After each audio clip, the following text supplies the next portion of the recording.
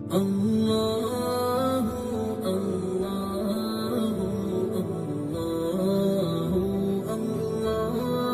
اللہ اللہ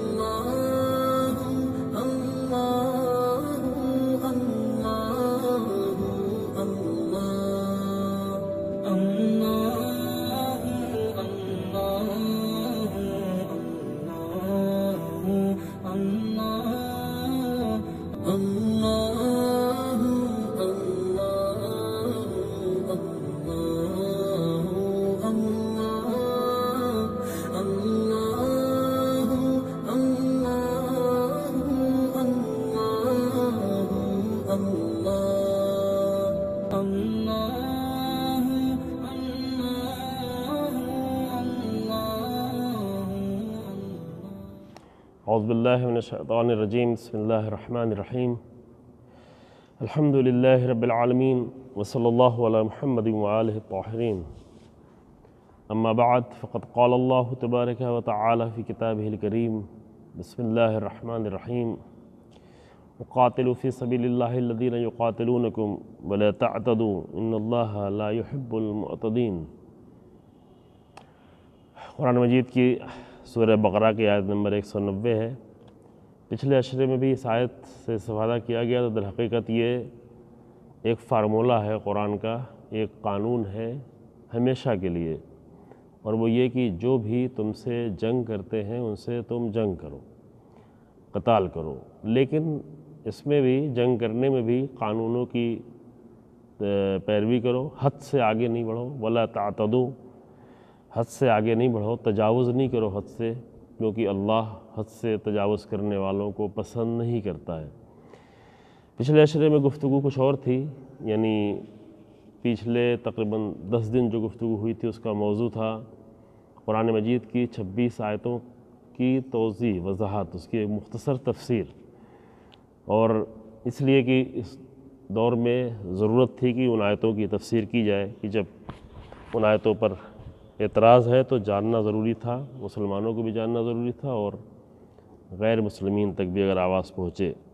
اب یا کبھی بھی تو ان کا جاننا ضروری تھا۔ یہ ایک مناسب موقع تھا کہ جس کے ذریعے سے اس وقت میں، خاص کر ماہ رمضان میں، جو ماہ رمضان قرآن کی بہار کا مہینہ ہے اور قرآن کے نازل ہونے کا مہینہ ہے، پہلے کبھی عرض کیا گیا ہے کہ ماہ رمضان کی تعریف اور صفت قرآن نے یہ نہیں بیان کی ہے کہ یہ مہینہ وہ ہے جس میں روزہ واجب کیا گیا، بلکہ قرآن نے ماہ رمضان کی تعریف یہ بیان کی کہ یہ مہینہ وہ ہے جس میں قرآن نازل ہوا۔ یعنی اصلی مسئلہ اس مہینے کا روزہ رکھنا نہیں ہے، بلکہ قرآن کا نازل ہونا ہے۔ اگرچہ روزہ ایک بہت ہی اہم واجب ہے، اور کبھی کبھی نظر آتا ہے کہ بعض لوگ صحت و سلامتی کے باوجود بھی روزہ نہیں رکھتے، یہ بہت ہی افسوسناک ہے۔ ایک روزہ چھوڑ کر اپنے اوپر 60 روزہ روزانہ واجب کر رہے ہوتے ہیں، واجب 60 روزہ، اور افسوس ہوتا ہے کبھی کبھی انسان جو ہے اس قدر بے دین بھی نہیں ہوتا، لیکن اتنی بڑی نعمت سے اپنے آپ کو محروم رکھتا ہے۔ اور یہ عرض کیا گیا کبھی کہ روزہ جو ہے وہ ارادے سے رکھا جاتا ہے۔ روزے کا ایک فلسفہ یہ ہے کہ انسان کے ارادے کو مضبوط کرے، اور اگر انسان کا ارادہ مضبوط ہوتا ہے تو وہ ہر کام میں اور اپنی ہر کوشش میں کامیاب ہوتا ہے، نہ فقط دین بلکہ زندگی کے ہر مرحلے میں وہ کامیاب ہوتا ہے اگر انسان مضبوط ارادے کو۔ تو ماہ رمضان بہرحال ایک طرف روزہ رہنے کا مہینہ ہے، دعاؤں کا مہینہ ہے، عبادتوں کا مہینہ ہے، لیکن اصلی تعریف جو قرآن نے کی ہے ماہ رمضان کی وہ یہ ہے کہ شہر رمضان الذی انزل فیہ القرآن، مہینہ، شہر یعنی مہینہ، شہر رمضان یعنی رمضان کا مہینہ وہ مہینہ ہے کہ انزل فیہ القرآن، جس میں قرآن نازل ہوا۔ اور یہ دعا کی جاتی ہے اللہ کی بارگاہ میں کہ وہ قرآن جو رسول اللہ کے اوپر نازل ہوا اس کو ہم بھی سمجھیں، اور وہ قرآن آیت در آیت، آیت بے آیت، ایک ایک آیت ہو کر سمجھنے کی حد تک اور اس پہ عمل کرنے کی حد تک ہم پر بھی نازل ہو، یعنی قرآن سے ہم نزدیک تر ہو سکیں۔ بہرحال یہ ایک توفیق رہی ہے پچھلے اشرے میں کہ قرآن کی 26 آیتوں پر، اور اس کے ضمن میں اور بھی متعدد آیتیں، چونکہ عرض کیا گیا کہ قرآن کی کچھ آیتوں کو دوسری آیتوں کے ذریعے سے ہی سمجھا جا سکتا ہے، کچھ آیتیں جو بالکل محکم ہیں کہ اس آیت کو پڑھیں ایک ہی آیت سے پورا مطلب سمجھ میں آتا ہے، لیکن آیتیں ایسی بھی ہیں کہ جو صرف ایک آیت سے نہیں سمجھ میں آتی بلکہ دوسری آیتوں کے ذریعے سمجھ میں آتی. کچھ آیتیں ہیں جو پورے مجموعے کے طور پہ ہیں، مجموعہ یعنی پورا ایک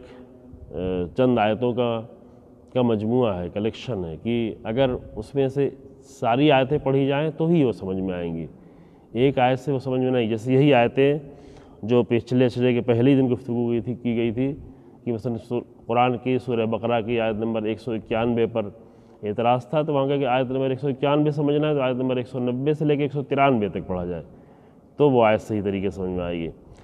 اسی طریقے سے اور بھی بہت ساری چیزیں ہیں جو انسان کو مجموعے کے ساتھ سمجھ میں آتی ہیں. اس اشرے میں جو گفتگو ہے وہ زیادہ گفتگو ہماری یہ ہے پیغمبر اکرم صلی اللہ علیہ وآلہ وسلم کے دور میں جو جہاد ہوا ہے تاریخ کے عنوان سے. یعنی ہم یہاں پر گفتگو میں 3 محور ہوں گے ہمارے انشاءاللہ نظر میں اس اشرے میں 10 دنوں میں. ایک تو تاریخ پیغمبر اکرم صلی اللہ علیہ وسلم کی مجاہدانہ تاریخ، خاص کر وہ تاریخ کی جب سے آپ کو جہاد کے میدان میں بھی آنا پڑا. یوں تو انبیاء کی زندگی پوری زندگی جہاد ہے، الہی انسانوں کی زندگی کا لمحہ لمحہ جہاد ہے، ان کا ہر عمل جہاد ہے.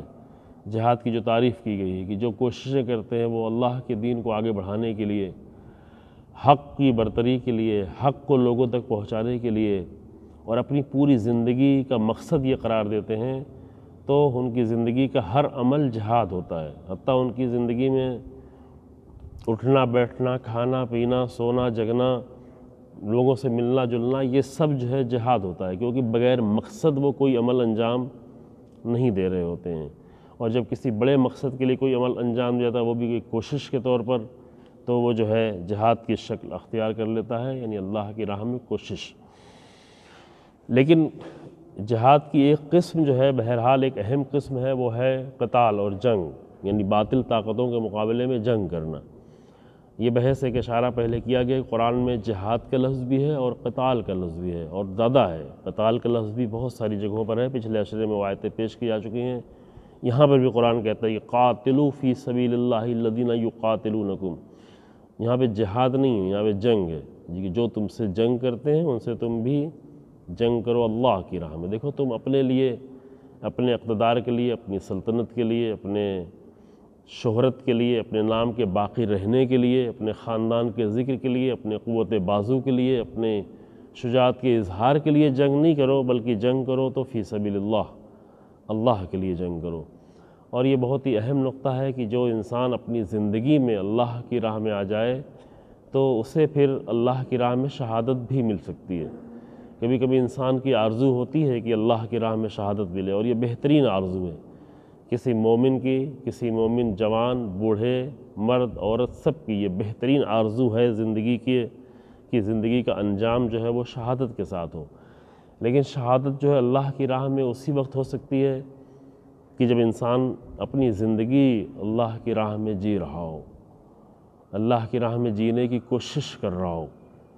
اپنی زندگی کو اللہ کی راہ میں لانے کے لیے فکر کر رہا ہو، اس کے لیے عملی اقدامات کر رہا ہو. تو ایسی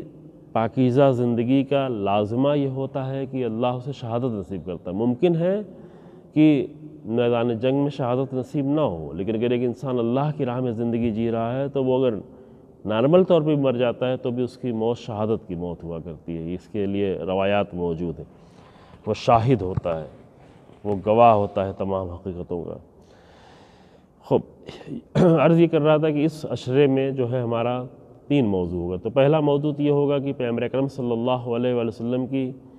مجاہدانہ، خاص کر جہاد فی سبیل اللہ اور قتال کی جو زندگی ہے وہ تقریباً 9 سال ہے. یعنی مدینہ آنے کے بعد رسول اللہ کی زندگی 10 سال ہے. آخری سال میں کوئی جنگ نہیں ہوئی ہے 10ویں ہجری میں. 11ویں ہجری کے دوسرے مہینے میں پیغمبر اکرم صلی اللہ علیہ وآلہ وسلم کی رحلت ہوتی ہے، اللہ کی بارگاہ میں وصال ہوتا ہے. تو 11ویں صدی ہجری میں بھی کوئی جنگ نہیں تھی. لشکر رسول اللہ نے بھیجا تھا، لیکن ایک منزل پہ جانے کے بعد وہ لشکر جو ہے وہ نہیں گیا، اور حکومت کی لالچ میں اور دیگر سیاسی مسائل کی وجہ سے لشکر کے کچھ بڑی شخصیتوں نے رسول اللہ کی تاکید ہونے کے باوجود بھی اس پر عمل نہیں کیا اور واپس چلے آئے۔ 10ویں صدی ہجری میں بھی کوئی اہم جنگ نہیں ہوئی ہے، اور پہلی صدی ہجری میں بھی یعنی ہجرت کرنے کے بعد جنگ کچھ زیادہ خاص نہیں ہوئی، لہذا زیادہ تر جو جنگ ہوئی ہے کل رسول اللہ کی 63 سال کی زندگی میں وہ 2ری صدی ہجری سے لے کر کے 9ویں صدی ہجری تک، یعنی تقریباً یہ 8 سال جو ہے 8 سالوں میں جنگ ہوئی، 2 سے لے کے 9 تک، جس میں 2 بھی شامل رکھیں آپ لوگ۔ وہ انشاءاللہ تفصیل ہم شاید کل آپ کی خدمت بیان کریں، یعنی کل کے پروگرام میں بیان کریں گے کہ رسول اللہ نے کل کتنی جنگیں کی ہیں، کتنی جنگوں میں رسول اللہ خود شریک رہے، کتنی جنگوں میں تلوار اٹھی ہے، کتنی جنگوں میں تلوار ہی نہیں اٹھی،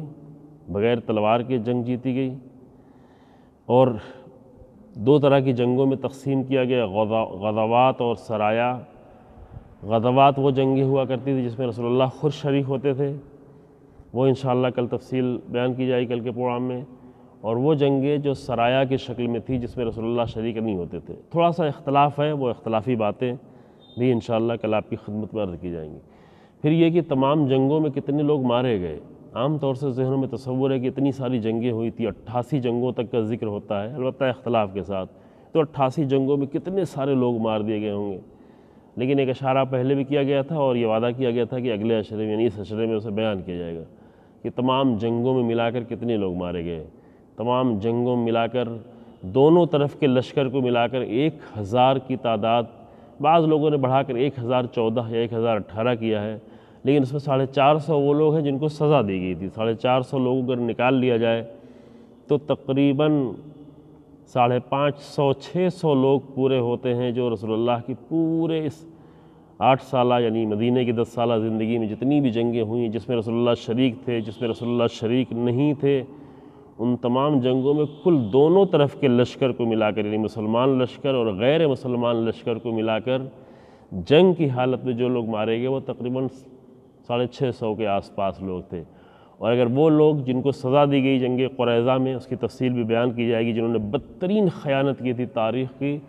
اس خیانت کے نتیجے میں ان کو سزا جو دی گئی تھی، تو اس سزا کو اگر ملایا جائے تو کل ملا کر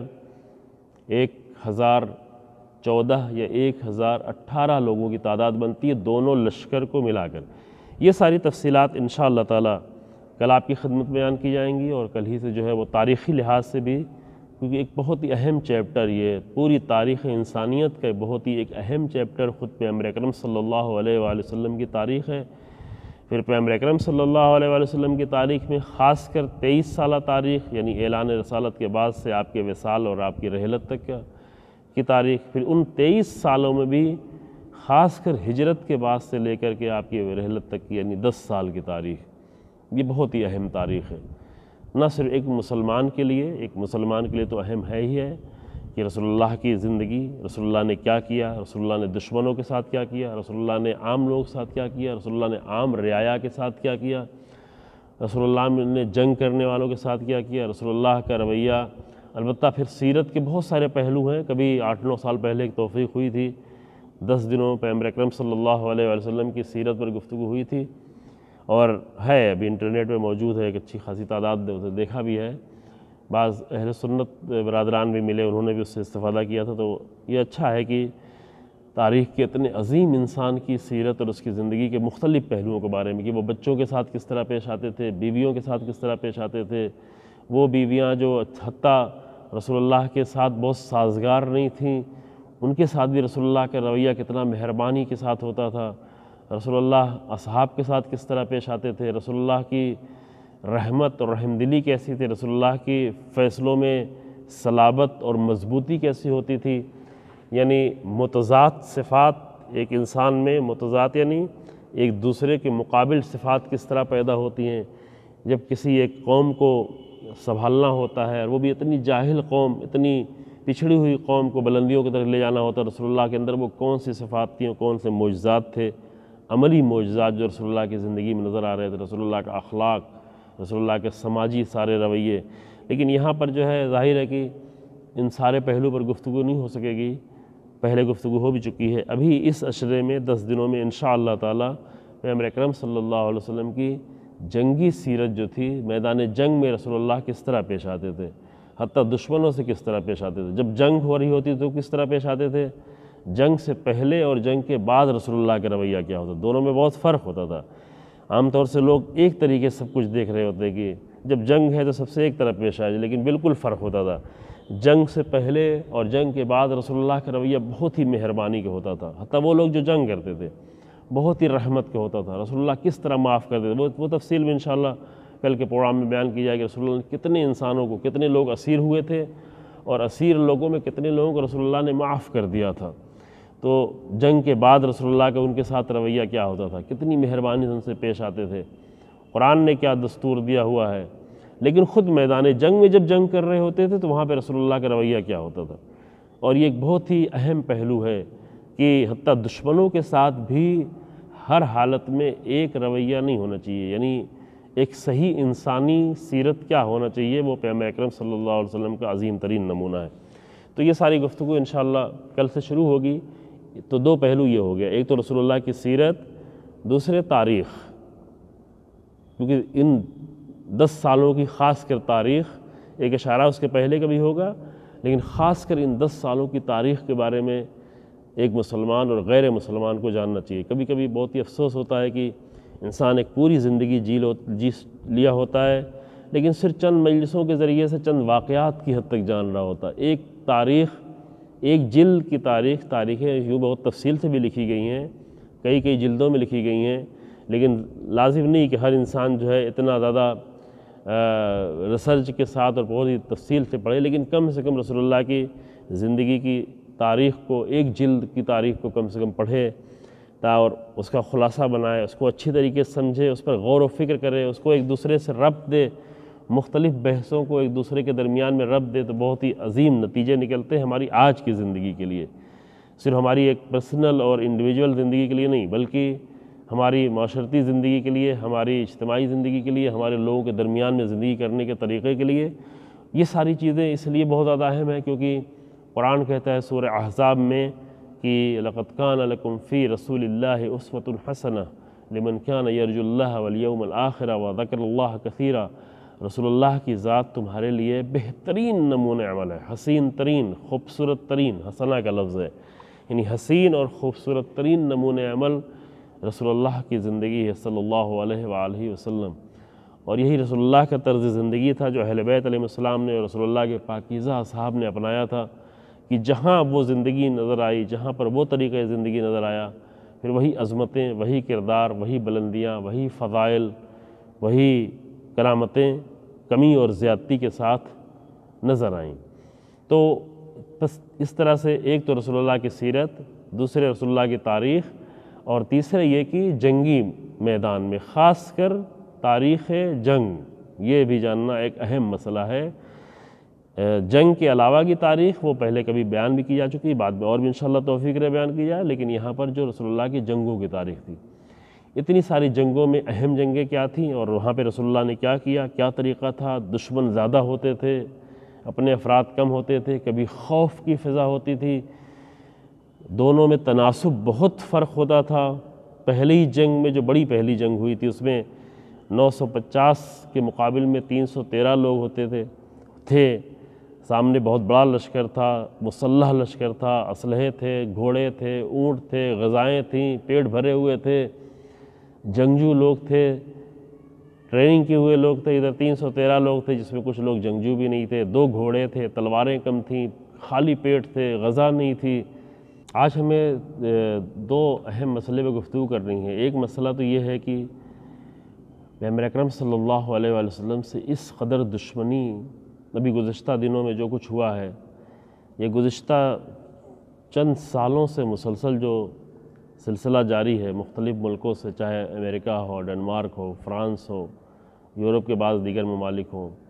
یا اور کچھ ملکوں میں، یا ہمارے ملک میں، اس قدر رسول اللہ سے دشمنی کی وجہ کیا ہو سکتی ہے؟ کیوں اتنا دشمنی ہے؟ ایک تو یہ نقطہ بہت اہم ہے کہ انسان کو سمجھ لینا چاہیے کہ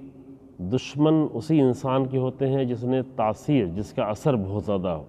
کچھ لوگ ہوتے ہیں جن کے اثرات صرف اپنے ہی زمانے میں ہوتے ہیں، ان کے دوست اور دشمن دونوں اسی زمانے میں ہوتے ہیں۔ دوستی اور دشمنی ہر انسان کی نہیں ہوتی۔ جو انسان تاثیر گزار ہوتا ہے، جو انسان اثر ڈالتا ہے، جس انسان کا جتنا زیادہ اثر ہوتا ہے اتنا ہی زیادہ اس کی دوستی بھی ہوتی ہے، اس سے وہ لوگ محبت بھی کرتے ہیں، اور اتنا ہی زیادہ لوگ اس سے دشمنی بھی کرتے ہیں۔ اس لحاظ سے تاریخ انسانیت میں کسی بھی انسان کا اتنا بڑا اثر نہیں ہے جتنا پیغمبر اکرم صلی اللہ علیہ وآلہ وسلم کا ہے۔ لہذا اس اعتبار سے دونوں پہلو سے دیکھا جائے۔ اسی طرح سے ایک کتاب ہے امیر المومنین علی بن ابی طالب علیہ السلام کے لیے بھی، کہ تاریخ انسانیت میں امیر المومنین نے بہت ہی عظیم اثر ڈالا ہوا ہے، اور وہ بھی وہی اسی روش کے ساتھ جو پیغمبر اکرم صلی اللہ علیہ وآلہ وسلم کی روش تھی۔ اصل پیغمبر اکرم صلی اللہ علیہ وسلم کے طریقے اور روش کی حفاظت میں امیر المومنین نے جو تاریخ میں اثر ڈالا ہے، خاص کر ان جنگوں میں جس کا ذکر جو ہے اس عشرے میں ہونا ہے، اس میں خود بھی امیر المومنین کا ایک بہت ہی عظیم کردار رہا ہے۔ لہذا اس عظیم ذات کا بھی ذکر ہوتا رہے گا، اور اس اعتبار سے اور بھی کہ یہ عشرہ تمام ہوگا امیر المومنین سلام اللہ علیہ کی شہادت اور ضربت کے اوپر، تو اس لحاظ سے امیر المومنین کا بھی ذکر پچھلے کئی سالوں میں بھی جو ہے اس دوسرے عشرے میں امیر المومنین کے فضائل، امیر المومنین کے مختلف صفات کے بارے میں گفتگو ہوئی ہے۔ اس سال بھی ذکر آتا رہے گا، لیکن بہرحال مرکزی گفتگو جو ہے پیغمبر اکرم صلی اللہ علیہ وآلہ وسلم کا وہ عظیم کارنامہ۔ لیکن یہاں پر گفتگو یہ تھی کہ اتنی دشمنی، اتنی دل سے رسول اللہ سے دشمنی، اس طرح انسان اگر کسی سے دشمنی بھی کرتا ہے تو کم سے کم ایک ادب، ایک طریقہ گفتگو کا خیال رکھتا ہے، لیکن وہ بھی انسان کے اختیار سے نکل جاتا ہے۔ تو اس کی وجہ اصل یہی ہے کہ رسول اللہ کی تاثیر پوری تاریخ میں اتنی زیادہ ہے کہ دو طرح کے لوگ ہیں جو دشمن ہیں۔ ایک وہ ہیں کہ جو حماقت کی وجہ سے دشمنی کرتے ہیں، دوسرے وہ ہیں جو شرارت کی وجہ سے دشمنی کرتے ہیں۔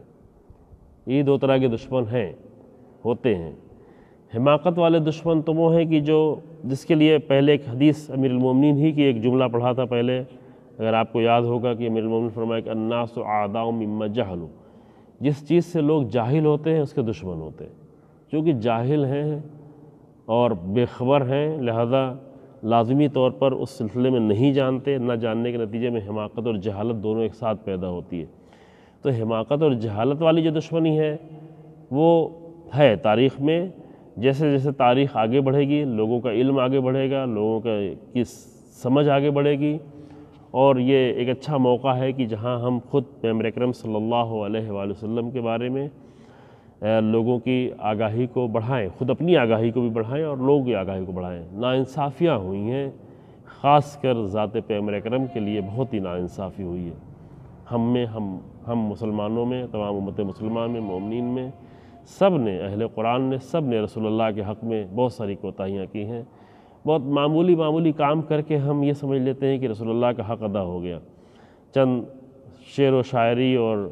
منقبت و نعت و قصیدہ اور نظر و نیاز یہ سب کر کے لائٹنگ اور خوشحالی منا کے یہ سمجھتے ہیں کہ رسول اللہ جیسے انسان کا حق ادا ہو گیا۔ رسول اللہ کا حق اس سے کہیں زیادہ ہے۔ رسول اللہ کا حق یہ ہے کہ پوری بشریت کو نجات ملے۔ رسول اللہ کا حق یہ ہے کہ پوری بشریت کو ہدایت ملے۔ رسول اللہ کا حق یہ ہے کہ پوری بشریت، پوری انسانیت اس طرح دلدل میں پھنسی ہوئی تڑپ نہ رہی ہو۔ رسول اللہ ان سب کو نکالنے کے لیے آئے تھے۔ تو اس وقت تک رسول اللہ کا حق ادا نہیں ہوتا جب تک کہ رسول اللہ کی سیرت، رسول اللہ کے کردار، رسول اللہ کے نمون عمل کے ذریعے سے بشریت کو نجات نہ دی جائے۔ خود ہم اپنے آپ کو نجات نہ دیں اور بشریت کو نجات نہ دیں۔ لہذا یہ نقطہ وہ لوگ جو حماقت اور جہالت میں دشمنی کرتے ہیں ان تک بات پہنچانے کی ضرورت ہے۔ لیکن کچھ لوگ ہیں جو شرارت میں دشمنی کر رہے ہیں، کچھ لوگ کو بیزاری ہے، واقعاً بیزاری ہے دل سے۔ اس کی وجہ یہ ہے کہ وہ باطل کے نمائندے ہیں، باطل چیزوں میں زندگی گزار رہے ہیں، خرافات اور باطل چیزوں کو انہوں نے اپنا دین بنا رکھا ہے، دھرم بنا رکھا ہے۔ مختلف ملکوں میں، یہ کسی ایک ملک کی بات نہیں ہے، وہ اپنی شہوات اور لذتوں کی زندگی میں مرنا چاہتے ہیں، اسی میں جینا چاہتے ہیں۔ ظاہر ایک ایسے لوگوں کے مقابل میں رسول اللہ کی جب سیرت پیش ہوگی تو ان کو گراں گزرے گا۔ رسول اللہ کی ذات، رسول اللہ کا ذکر، رسول اللہ کی سیرت، رسول اللہ کا تذکرہ، یہ سب ان کے لیے سخت ہوگا، ناگراں ہوگا۔ رسول اللہ کی سیرت کے ذریعے سے بہت سارے جوان، مختلف مذاہب، مختلف مذہب اور دھرم کے جوان بہت سارے جو قریب ہو رہے ہیں۔ آج دنیا میں سب سے تیزی سے بڑھتا ہوا مذہب اسلام ہے، اور اسلام میں بھی سب سے زیادہ جو جذب کر رہی ہے جو چیز اور جس کی وجہ سے کھنچ رہے ہیں لوگ، وہ قرآن اور پیغمبر اکرم صلی اللہ علیہ وآلہ وسلم کی سیرت ہے۔ اگر ہم نے صحیح طریقے سے کردار ادا کیا ہوتا، اگر ہم نے صحیح طریقے سے پیش کیا ہوتا، تو بالکل اسی طریقے سے ذات امیر المومنین علی بن ابی طالب علیہ السلام ہے کہ جو لوگوں میں کے اندر کشش پیدا کرے۔ یہ پوری کتاب شہید مطہری رحمۃ اللہ علیہ کی ہے، اسی تاثیر کی بنیاد پر کہ علی بن ابی طالب سے عشق کرنے والے بھی اور علی بن ابی طالب سے بغض کرنے رکھنے والے، یہ تاریخ میں ہمیشہ رہے، آج بھی ہیں۔ اسی طرح رسول اللہ سے سب سے بڑھ کر تاریخ میں سب سے زیادہ عشق کرنے والے رسول اللہ سے رہے ہیں، اور سب سے پہلا عشق کرنے والی ذات خود امیر المومنین کی ذات تھی، خود اہل بیت علیہ السلام تھے۔ رسول اللہ کے بہت ہی عظیم الشان اصحاب تھے جو اپنا سب کچھ قربان کرنے کے لیے تیار تھے پیغمبر اکرم صلی اللہ علیہ وآلہ وسلم کے لیے۔ اسی طریقے سے پہلے ہی دن سے رسول اللہ سے سب سے زیادہ شدید نفرت کرنے والے ابو جہل و ابو لہب و ابو سفیان اور پورے قریش کے بڑے بڑے خاندان، مکے میں رہنے والے، طائف میں رہنے والے، آس پاس کے بہت سارے خاندان، وہ سب رسول اللہ سے شدید دشمنی کرنے والے تھے۔ یہود و نصارہ جو دشمن تھے، جس کو قرآن نے خود ذکر کیا، وَلَتَجِدَنَّ أَشَدَّ النَّاسِ عَدَاوَةً لِلَّذِينَ آمَنُوا وَالْيَهُودُ وَالَّذِينَ أَشْرَكُوا، تم دیکھو گے کہ سب سے زیادہ شدید تمہارے دشمن ہیں۔ تو اس دشمنی میں جب مومنین سے شدید دشمن تھے تو مومنین سے کہیں زیادہ رسول اللہ کی ان کی دشمنی تھی۔ تو یہ تاریخ میں ہمیشہ رہے، اور آج بھی پیغمبر اکرم صلی اللہ علیہ وآلہ وسلم سے دشمنی کرنے والے بھی شدید ہیں، اور رسول اللہ سے عشق کرنے والے بھی۔ البتہ عشق کبھی صرف ایموشنل عشق ہے، وہ اس ایموشنل عشق کو جو بہت زیادہ ریزنل اور بہت زیادہ مفید عشق میں تبدیل ہونے کی ضرورت ہے انشاءاللہ تعالی۔ تو پہلا مطلب یہ ہے کہ اس پہ یہ پہلو بہت دردناک ہے کہ رسول اللہ جیسے انسان سے لوگ دشمنی کر رہے ہیں، لیکن اس کا دوسرا پہلو جو بہت ہی عظیم ہے وہ یہ ہے کہ جو حق پر ہے، جس نے حق تاثیر ڈالی ہے، جو قیامت تک جس کی حق کی تاثیر باقی رہے گی، جس کے لیے اللہ کا وعدہ ہے کہ لیتم، وہ قسم ہے کہ اپنے نور کو کامل کرے گا، وَلَوْ كَرِهَ الْمُشْرِكُونَ، چاہے باطل طاقتوں کو ناگوار ہی کیوں نہ گزرے، وَاللَّهُ مُتِمُّ نُورِهِ، اللہ اپنے نور کو کامل کرے گا۔ تو یہ پہلو کہ رسول اللہ کی تاثیر اتنی زیادہ ہے، یہ مثبت پہلو، یہ پازیٹیو ہے کہ کسی انسان کی دشمنی ہوتی ہے جب اس کی تاثیر زیادہ ہوتی ہے۔ ایک مطلب یہ تھا جو آپ کی خدمت میں عرض کرنا تھا، اس پر انشاءاللہ بعد میں ہم اور گفتگو کریں گے، کل کے پروگرام میں شاید نہیں کر پائیں لیکن بعد میں کریں گے کہ کیا کرنا چاہیے جب کسی انسان سے دشمنی کی جائے، تو اس کے بارے میں رویہ کیا ہونا چاہیے، ان کے چاہنے والوں کا طریقہ کیا ہونا چاہیے۔ کیا صرف چاہنے والوں کا طریقہ یہی ہے کہ دشمنوں کو برا بھلا کہہ کر چند اپنی زبان خراب کر کے اور خاموش ہو کر بیٹھ جائیں، اپنے دل کی بھڑاس نکالنے تنہا کافی ہے؟ نہیں، یہ تنہا بہرحال کافی نہیں ہوا کرتا ہے۔ دوسرا ایک مطلب جو بہت ضروری تھا، پہلے بھی عرض کیا گیا لیکن میرے خیال سے بعض مجلسوں میں عرض کیا گیا تھا اور مومنین تک بات نہیں پہنچ پائی، سبھی مومنین تک، یعنی جہاں تک پہنچ سکتی ہے، ایک محدود بہرحال دائرہ ہے، ہر ایک کی آواز ہر جگہ تک نہیں پہنچ سکتی فی الحال، کم سے کم انشاءاللہ اللہ اگر چاہے گا تو یہ ضروری باتیں زیادہ لوگوں تک پہنچیں۔ وہ یہ ہے کہ ایک بہت بڑی خیانت ہوئی ہے ہمارے ابھی اسی دور میں، بدترین خیانت ہوئی ہے، اور ایسے لوگوں سے خیانت کی امید کی جا سکتی ہے۔ بعض لوگوں نے کوشش کی لیکن بہت ہی زیادہ مناسب کوشش نہیں تھی۔ اپنے طور پر ہم نے بھی بعض مجلسوں میں ذکر کیا تھا، اور بھی لوگوں نے ذکر کیا اپنے طور پر، لیکن کچھ لوگ ہوتے ہیں جن کے لیے امام حسین علیہ السلام نے عاشور کے دن یہ فرمایا تھا کہ ان کے شکم حرام سے بھرے ہوئے ہیں، وہ میرے ساتھ کا ساتھ کیوں دے رہے ہیں؟ اس لیے کہ ان کے شکم حرام سے بھرے ہوئے ہیں۔ ایک بدترین خیانت جو ابھی تاریخ میں ابھی ہوئی ہے وہ یہ ہے کہ ہندوستان میں بہت بڑی تعداد میں وقف کی پراپرٹیز ہیں، اللہ کے نام پر، یعنی مسجدوں کے نام پر، اللہ کے گھر کے نام پر، اور دوسرے بہت بڑے اوقاف ہیں جو امام حسین علیہ السلام کے عشق میں اور امام حسین علیہ السلام کی محبت میں لوگوں نے وقف کی ہیں، زمینیں، گھر، بڑی بڑی زمینیں بہت بڑی تعداد میں اور بہت بڑی مقدار میں، بہت زیادہ اربوں اربوں کی پراپرٹیز ایک ایک شہر میں نظر آتی ہے کہ جو اللہ کے نام پر، مسجدوں کے نام پر، اللہ کے گھر کے نام پر اور اسی طریقے سے امام حسین علیہ السلام کے نام پر وقف ہے۔ اور دوسرے ملکوں میں اور بھی اوقاف ہیں، مثلا جب ایران میں جائیں گے تو ایران میں امام رضا علیہ السلام کے نام پر بہت بڑے اوقاف ہیں، پوری ایک حکومت ہے۔ کبھی کبھی ایسا بھی ہوا ہے کہ ایک ایرانی حکومت کو امام رضا علیہ السلام کی اوقاف سے قرض لینا پڑا ہے، لیکن وہاں امانت دار لوگ ہیں، امانت ہے، باقاعدہ طور پر امانت داری کا خیال ہے، سینکڑوں بڑے بڑے کارخانے اور فیکٹریز ہیں امام رضا علیہ السلام کے اوقاف کی، بہت زیادہ باغات ہیں، ہر طرح کا پروڈکشن، ہر طرح کے کھانے پینے کی اور غیر کھانے پینے کی چیزیں پیدا ہوتی ہیں، پیداوار ہوتی ہے، اور بہت ہی امانت داری کے ساتھ ایک ایک پیسے کا، ایک ایک ریال کا حساب ہوتا ہے۔ ملینوں انسانوں کی ضرورتیں پوری کی جاتی ہیں، غریبوں کی، ملینوں انسانوں کی، مسلمان اور حتی غیر مسلمان،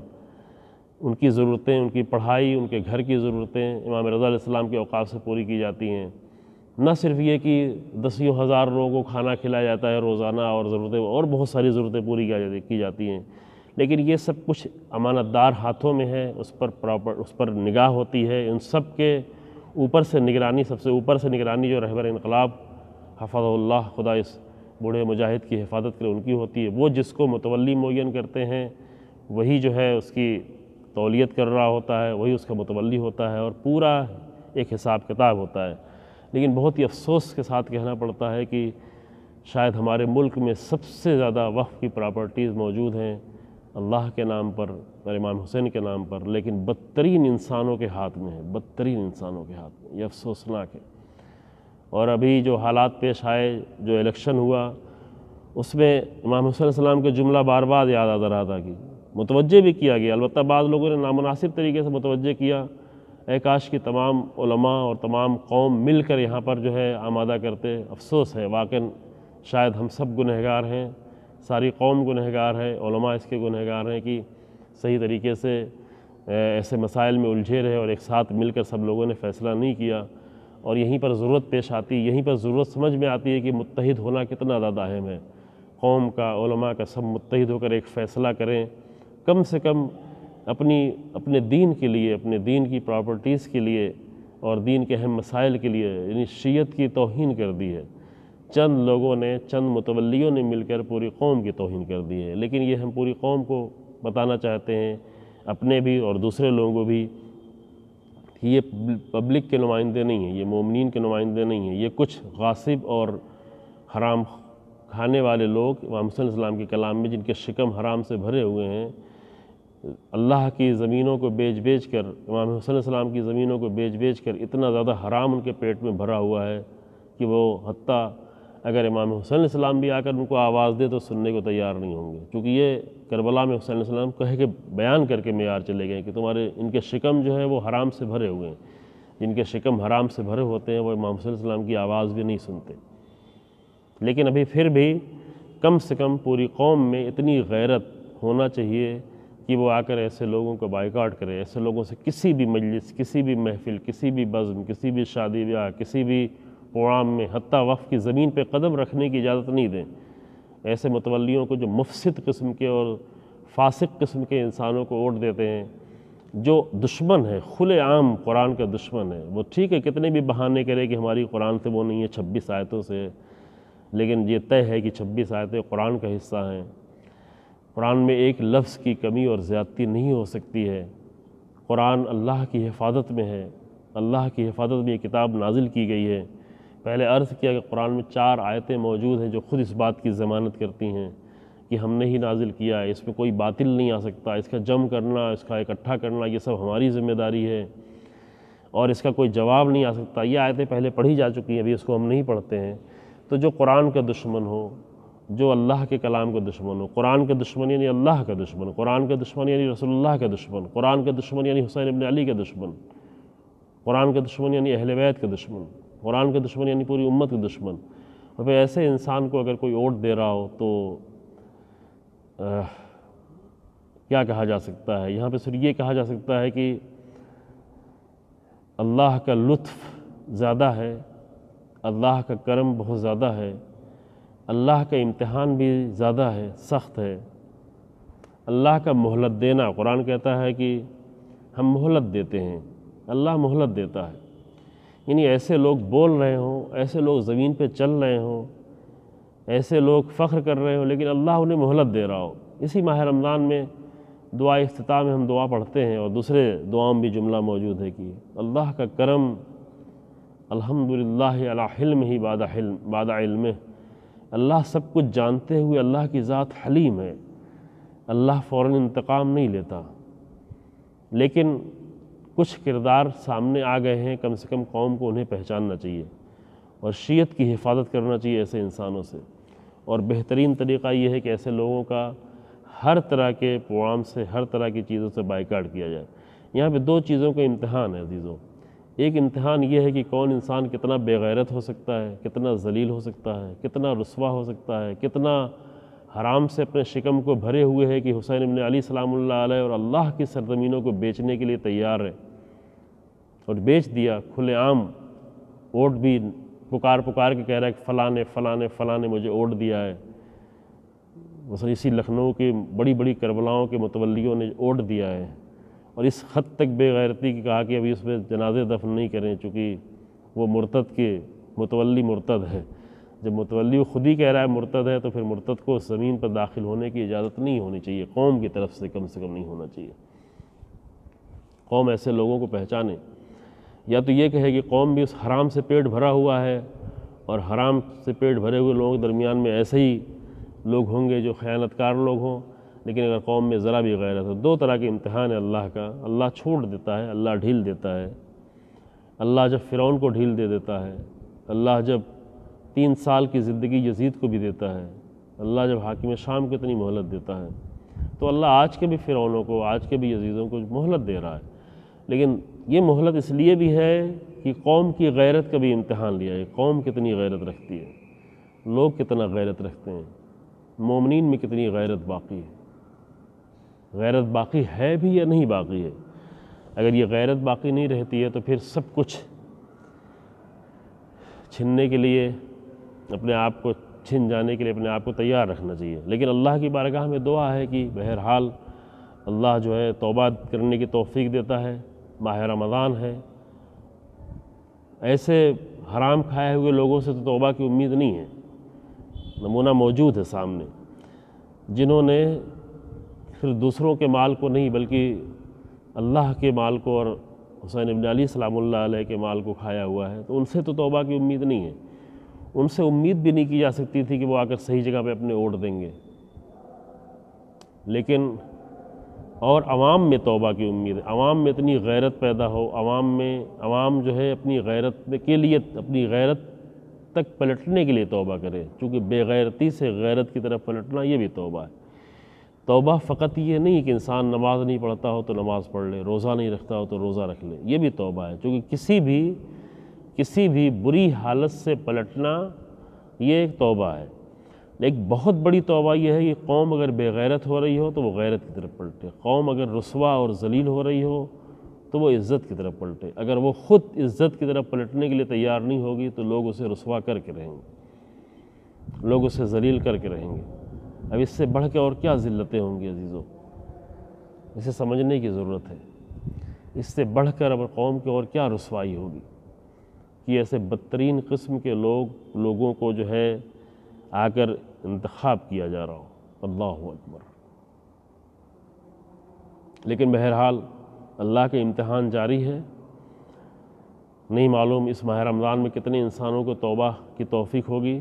اللہ ہمارے گناہوں کو بھی معاف کرے، اگر ہماری طرف سے کچھ کمی ہوئی ہو، حتماً کمی ہوئی ہے، قوم کو بیدار کرنے میں، قوم تک باتوں کو پہنچانے میں حتماً کمی ہوئی ہے۔ بعض مجلسوں میں کہہ کر جو ہے کافی سمجھا گیا، جب وہ کافی نہیں تھا، ضرورت تھی اور آگاہ کیا جاتا، صحیح طریقے سے آگاہ کیا جاتا۔ ذاتی دشمنیوں سے بلند ہو کر، بعض لوگ کی ذاتی مسائل ہوتے ہیں اور اس کی تاثیر بھی اسی لیے نہیں ہوتی، ذاتی دشمنیوں سے بلند ہو کر ضرورت تھی کہ سب لوگ اکٹھا ہو کر قوم میں آگاہی پیدا کرتے، قوم کو بیدار کرتے۔ لہذا ماہ رمضان ہے، ماہ رمضان کی بھی بہت ساری تاریخیں باقی ہیں۔ پیغمبر اکرم صلی اللہ علیہ وآلہ وسلم نے فرمایا کہ اس مہینے میں جو اپنے آپ کو معاف نہیں کرا سکے وہ شقی انسان ہے۔ پروردگارہ ہمارے گناہوں کو معاف فرمائے، پروردگارہ ہماری کوتاہیوں کو معاف فرمائے، جو ہماری طرف سے کوتاہیاں ہوئی ہیں، جو طلاب کی طرف سے کوتاہیاں ہوئی ہیں۔ لیکن جب بھی انسان متوجہ ہو، ضرورت ہے کہ وہ آئے، پلٹے، قوم بھی پلٹے، اور ابھی بہت سارے مسائل ہیں۔ یہ ساری باتیں عرض کرنے کا مقصد یہ ہے کہ فقط وقف کا مسئلہ نہیں، اگرچہ اوقاف کی زمین بہت زیادہ ہے، بہت بڑی ہے، بہت زیادہ ہے، لیکن اوقاف سے بڑھ کر قوم کی غیرت اور قوم کی عزت کا مسئلہ ہے۔ اگر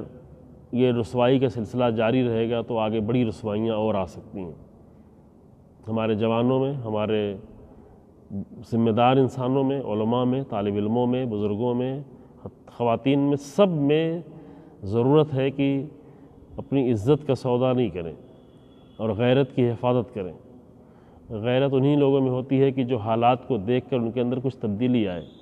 جن کے اندر کوئی تبدیلی نہیں آئے، امام حسین علیہ السلام کی ایک حدیث ہے، البتہ وہ رسول اللہ کی حدیث ہے، بیان کی امام حسین علیہ السلام نے، وہ محرم کے دوران میں ہم بارہا پڑھتے رہتے ہیں کہ اگر یہ حالت کوئی دیکھے اور اس کے اندر تبدیلی نہیں آئے تو اللہ کو یہ حق حاصل ہے۔ یعنی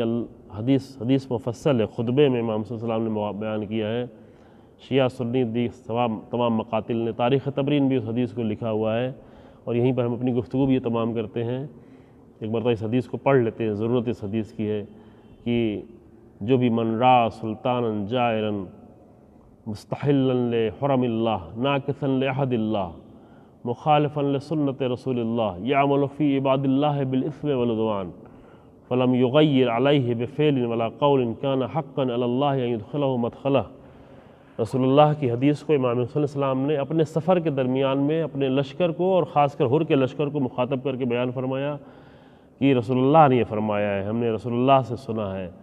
کہ رسول اللہ نے فرمایا کہ جو بھی کسی ظالم حاکم کو دیکھے، چاہے وہ حاکم ایک حکومت کا حاکم ہو، چاہے وہ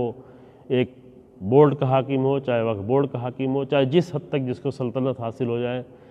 جو ظالم ہو مستحلا لحرم اللہ، اللہ کے حرام کو حلال کر رہا ہو، حرام کو حلال، یعنی مثلا قرآن میں کسی طرح کی دخل اندازی کرنا ایک حرام مسئلہ ہے، اسے اگر حلال کر رہا ہو، یا کسی بھی طرح کے حرام کو حلال کر رہا ہو، ناقصا لعہد اللہ، اللہ کے عہد کو توڑ رہا ہو، مخالفا لسنت رسول اللہ، رسول اللہ کی سنتوں کی مخالفت کر رہا ہو، یعمل فی عباد اللہ بالاثم والعدوان، اور اللہ کے بندوں کے درمیان وہ گناہ اور فسق و فجور کے ساتھ زندگی گزار رہا ہو، عمل کر رہا ہو۔ اس کا عمل یہ ایک انسان کی بات نہیں ہے، یہ معیار قرآن نے بیان کیا ہے، یہ معاف کیجیے رسول اللہ نے بیان کی ہے، یہ معیار جو رسول اللہ نے کی زبان سے امام صلی اللہ علیہ وسلم نے 61 ہجری میں بیان کیا تھا کہ اس طرح کا حاکم، اس طرح کا ظالم، اس طرح کا جائر جو یہ عمل انجام دے رہا ہو، یہ 4 چیزیں نمونے کے طور پر پیش کی گئی: حرام کو حلال کرنا، رسول اللہ کی سنتوں کی مخالفت کرنا، عہد الہی کو توڑنا، اور فسق و فجور کرنا علی الاعلان، جو ظاہر ہے ابھی آج کے ان باطل طاقتوں کے لیے فسق و فجور ظاہر ہے، جو ایسے مفسد قسم کے لوگ اپنے درمیان میں آ کر بیٹھے ہوئے ہیں، بڑی بڑی پوسٹ پہ آ کے بیٹھے ہوئے ہیں۔ یہاں پر رسول اللہ فرماتے ہیں کہ جو بھی اس منظر کو دیکھے، چاہے وہ اپنے آپ کو کتنا ہی مومن کیوں نہ سمجھتا ہو، چاہے وہ کتنی عبادت کیوں نہ کرتا ہو، چاہے وہ کتنے ہی روزے کیوں نہ رکھتا ہو، اگر یہ دیکھے اور دیکھنے کے بعد فلم یغیر علیہ، اس کے اندر کوئی تبدیلی نہ آئے، وہ کچھ بھی غیرت ظاہر نہ کرے، نہ زبان سے نہ عمل سے، بے قول ولا فعل، نہ اپنی زبان سے کچھ کہے نہ اپنے عمل سے کچھ کہے، سب اس بات پر راضی ہو، اس ووٹنگ پر راضی ہو، ووٹ دینے پر راضی ہو، ایسے متولیوں پر راضی ہو، ایسے متولیوں کو امام حسین کی پراپرٹی میں اور مسجدوں کی پراپرٹی میں آنے کی اجازت دیتا رہے، ایسے متولیوں کو یہ مقدس دولت کو لوٹنے اور لٹانے اور اس سے حرام خوری کرنے کی اجازت دیتا رہے۔ اگر یہ سب کچھ ہوتا رہے اور کوئی تبدیلی نہ آئے تو کان حقا علی اللہ ان یدخلہ مدخلہ، تو اللہ کو یہ حق حاصل ہے اس خاموش مومن مسلمان عبادت کرنے والے، نماز روزہ کرنے والے، ایسے انسان کا بھی انجام وہی کرے گا جو اس ظالم کا انجام ہوگا، اس کو بھی وہیں داخل کرے گا جہاں اس کو کان حقا علی اللہ ان یدخلہ مدخلہ۔ تو قوم اپنے آپ کو بچائے ایسے فاسق قسم کے لوگوں سے، بیزاری ظاہر کر کے، برات کر کے، ہر قسم کا رابطہ، ہر قسم کا، کچھ ایسے شرپسند لوگ ان کو حوصلے مل جاتے ہیں جب ان کو بکنے والے کمزور لوگ مل جاتے ہیں، وہ بہت کم قیمت پہ۔ آج انسانوں کو سمجھنا بہت آسان ہو گیا۔ سن 61 ہجری میں لوگ بک بک کر کس طرح عمر سعد کے لشکر میں آ گئے تھے، عمر سعد کی بیعت کر لی تھی، عمر سعد کو ووٹ دے رہے تھے، وہ آج سمجھنا آسان ہو گیا ہے، یہ آج سمجھا جا سکتا ہے۔ وہ اللہ کی بارگاہ میں دعا ہے کہ وہ سب کو توبہ کرنے کی توفیق عنایت فرمائے۔ قوم کو اجتماعی توبہ کی ضرورت ہے، فردی توبہ کے ساتھ ساتھ انڈیویجول توبہ کے ساتھ ساتھ اس ماہ رمضان میں اجتماعی توبہ کی ضرورت ہے۔ اس طرح توہین ہو رہی، اس طرح اوقاف کی توہین ہو رہی، اس طرح مسجدوں کی توہین ہو رہی، اس طرح رسول اللہ کی توہین ہو رہی، اس طرح قرآن کی توہین ہو رہی، یہ ساری توہین ہوتی رہے اور قوم بے غیرتی کا نمونہ بنی رہے، لوگ بے غیرتی کا نمونہ بنے رہے، ہم اور آپ بے غیرتی کا نمونہ بنے رہے، تو اللہ جو ہے پھر انجام اچھا نہیں کرے گا۔ اللہ کی بارگاہ میں دعا ہے کہ ہم سب کو پلٹنے، عزت کے راستے کی طرف، غیرت کے راستے کی طرف، سربلندی کے راستے کی طرف پلٹنے کی توفیق عنایت فرمائے، اور ہمارے قوم کو بھی، ہماری اہل بیت کی شیعت کو پست لوگوں سے محفوظ فرمائے۔ والحمدللہ رب العالمین، وصلی اللہ علی محمد وآلہ۔